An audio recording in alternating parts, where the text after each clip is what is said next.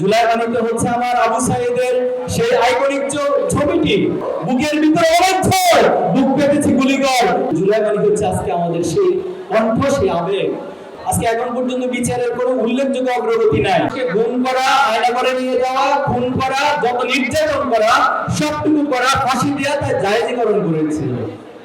কিন্তু যখন গোটা আন্দোলনকে কেন্দ্র করে খুনি হাসিনা বলেছিল যে আমি কি তাহলে রাজাকারের নাতিপতিদেরকে চাপিয়ে দিব, তখন আপনারা দেখেছেন পুরো একটি প্রজন্ম সেই হাসিনার শব্দ ব্যবহারকে তার বিরুদ্ধে বিদ্রোহ হিসেবে ঘোষণা করে হাসিনার জালিম শাসনের বিরুদ্ধে, ফ্যাসিবাদের বিরুদ্ধে ঐক্যবদ্ধ রাজপথ দেখিয়েছে।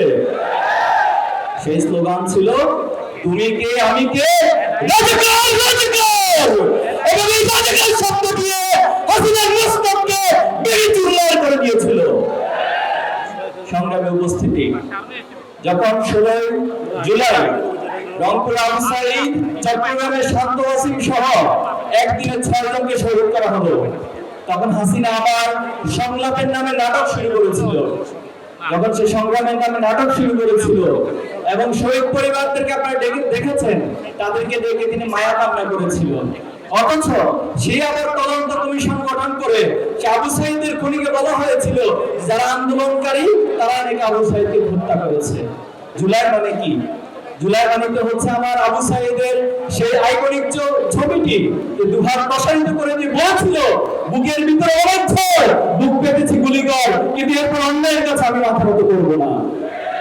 জুলাই মানে কি? জুলাই মানে হচ্ছে আমার সেই বিধবা বোন যে তার মর্গে তার স্বামীর লাশকে কান্না করে করে মিডিয়ার সামনে বলেছিল আমার বয়স 22 বছর, আমার কি বিধবা হওয়ার সময় হয়েছে? তাহলে জুলাই মানে হচ্ছে আজকে আমাদের সেই কণ্ঠ, সেই আবেগ। জুলাই মানে হচ্ছে সেই কথা একজন পুলিশ বলেছে স্যার গুলি করে একটা বলে বাকিটি তো যায় না স্যার, বাকিটির মনে যে শাহাদাতের তামান্না নিয়ে এই জালিমের বিরুদ্ধে দাঁড়িয়েছে, সে শাহাদাতের তামান্নার মনে করে তাদেরকে গুলির সামনে থেকে পিছপা হওয়াতে বাধা প্রদান করেছিল। জুলাই মানে কি? জুলাই মানে পুলিশ অফিসার তার আরেক উদ্যোতন অফিসারকে বলছে স্যার আমার সন্তানটা তো গুলি খেয়ে মারা গেছে, এত বেশি গুলি করেছে, একজনকে মারতে স্যার কয়টা গুলি লাগে? আজকে এখন পর্যন্ত বিচারের কোনো উল্লেখযোগ্য অগ্রগতি নাই।